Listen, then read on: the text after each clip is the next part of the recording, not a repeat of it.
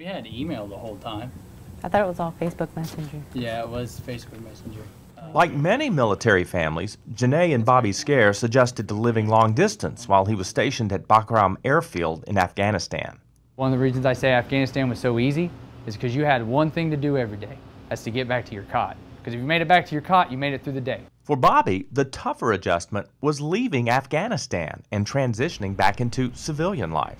But I didn't have to worry about phone bills, didn't have to worry about power bills, didn't have to worry about putting gas in the car, didn't have to worry about Janae because I knew she was taken care of. And then all of a sudden I come home and she wants to spend time with me. And my dad wants me to come see him. And the bills are due. And the dog's barking.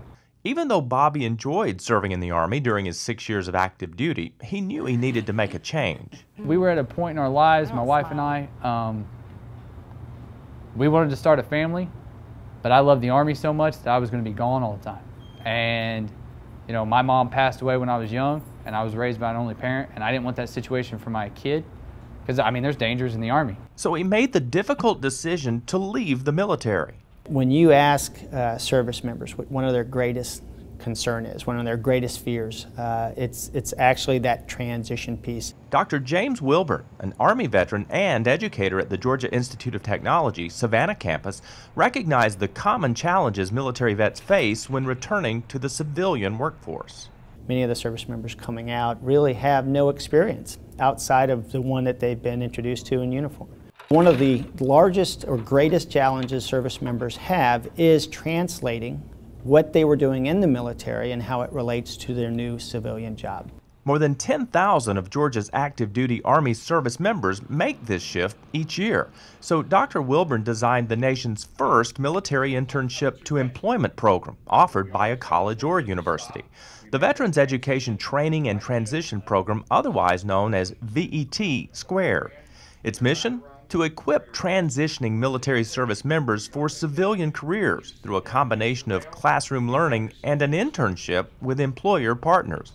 So every active duty service member that's transitioning from a Georgia base has the opportunity to go through this free course covered by the state of Georgia that customizes their resume and prepares them for an interview with a company that has posted their position in the state's Operation Workforce site.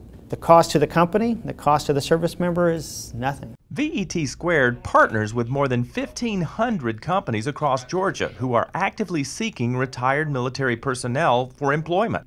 They're eager to hire vets because of their discipline, ability to adapt to new environments, and their unique set of skills. Bobby was a network operations specialist while in the Middle East, tasked with setting up all the communication infrastructure at the Army posts. Bobby took advantage of the VET Squared program to land a position with Comcast. For me, it was a no-brainer because all I was looking for was a job so that I could go to school, because I had to have a goal. For Comcast, bringing in Bobby is part of a much bigger strategy to hire 10,000 veterans nationwide in the next 5 years. They know the military community offers a pool of robust and reliable talent. We're committed because when you hire a veteran, you're usually getting someone who's got good structure, discipline, and commitment to a position.